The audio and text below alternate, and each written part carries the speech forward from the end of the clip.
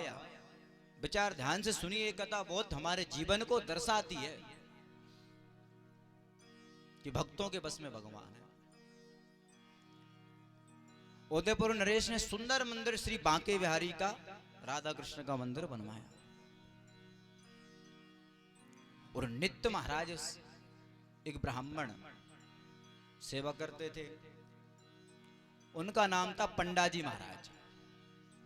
वो पंडाजी महाराज नित्य सेवा करते थे, और जो सेवा करने के बाद रात्रि में शयन कराने से पहले भोजन भगवान को कराया, भोग लगाकर जो प्रसादी भगवान के गले की माला होती थी वो नित्य राजा को दिया करते थे। ऐसा कई बार चलता रहा महाराज। एक बार राजा किसी कार्य से, राजसी कार्य से वो अपने कार्य में लगे रहे। इधर ठाकुर जी को प्रसाद लग गया और अब शयन होने वाले थे, भगवान का शयन भी करा दिया समय देखते हुए। लेकिन जो प्रसादी थी पंडाजी महाराज अपने पास रखे रहे कि राजा कहीं आ गए तो प्रसादी हम उनको दे देंगे। लेकिन महाराज राजा नहीं आ पाए। तब महाराज ने पट बंद कर कर प्रणाम किया, और जो प्रसादी थी स्वयं खुद ने धारण ही की थी।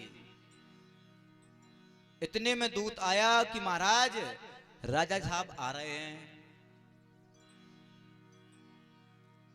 और जो महाराज प्रसादी थी पंडित जी पंडाजी महाराज गले में पहने थे, उसको उतार कर उनने अपने पास में रख ली।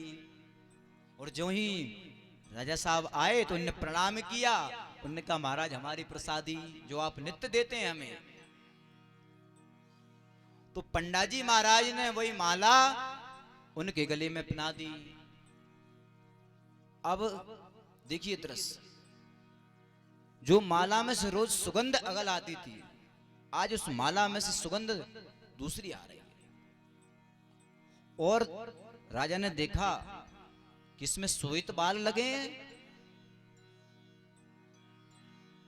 तब राजा ने कहा महाराज ये प्रसादी ठाकुर जी की तो नहीं है। यस, ठाकुर जी की प्रसादी आपने ले ली है। तो पंडाजी महाराज के मुख से निकल गया महाराज कि प्रभु ये ठाकुर जी की ही प्रसादी है। तब राजा ने कहा कि ठाकुर जी के तो सफेद बाल है ही नहीं। अब देखिए, व्यक्ति जब एक बार झूठ बोलता है ना तो फिर उसे आगे भी झूठ बोलना ही पड़ता है। तो पंडाजी महाराज ने कहा कि ठाकुर जी के सफेद बाल हो गए भैया। राजा बोले कि पंडित जी कहीं पागल तो नहीं हो गए? हमने कल ही श्री ठाकुर जी के दर्शन किए थे और कल उनके काले बाल थे, और आप बोल रहे ठाकुर जी के श्वेत बाल हो गए आज। तो पंडा जी ने कहा महाराज जी ठाकुर जी के सच में सफेद बाल हो गए। तो राजा को विश्वास नहीं हुआ। राजा ने कहा सुबह आप सेवा से निवृत्त हुइए और हम ठाकुर जी के पहले दर्शन हम ही करेंगे। अब महाराज तो कहकर अपने भवन के लिए चल गए, लेकिन देवा पंडा जी रात भर श्री ठाकुर जी के मंदिर की चौखट पर बैठकर रोते रहे कि हे प्रभु हमसे अनजाने से झूठ बोल गया, और जब वो झूठ बोला तो वो झूठ बढ़ता चला गया। हे ठाकुर हमारी लाज रखना। और राजा ने कहा है अगर आपके श्वेत बाल नहीं भय तो वो हमें कहीं मृत्यु दंड भी दे सकते हैं। अब तो हमको निश्चित मरना है, क्योंकि आपके तो काले बाल हैं और हमारे मुख से निकल गए श्वेत बाल हैं। हे ठाकुर जी क्षमा करना। ऐसे करते महाराज प्रातः काल हुआ।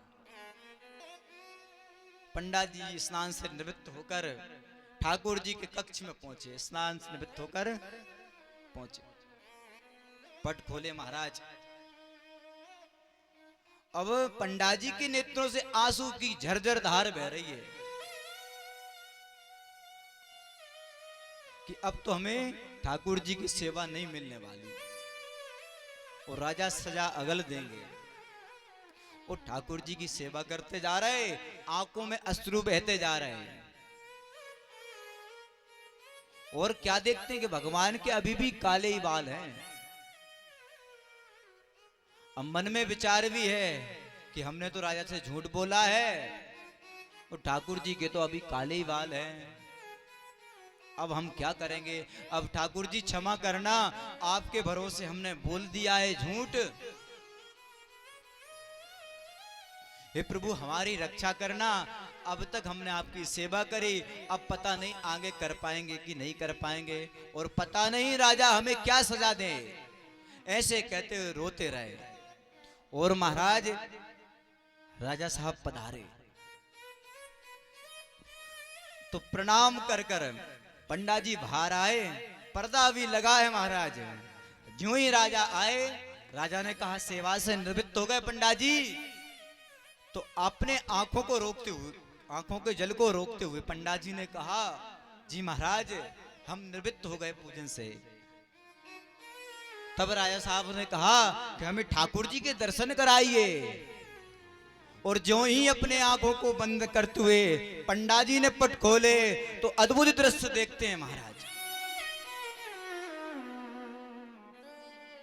अब पंडा जी तो आंखें बंद करे रो रहे, और यहां राजा ने देखा, देखते ही रह गया महाराज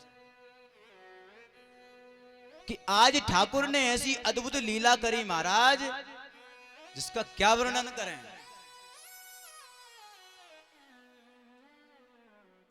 क्या देखते हैं राजा कि भगवान के कल तक तो हमने काले बाल देखे, लेकिन आज भगवान के श्वेत बाल हो गए। तब राजा को विश्वास नहीं हुआ। पंडा जी से बोले पंडा जी आपने भगवान के बालों को बदल दिया है।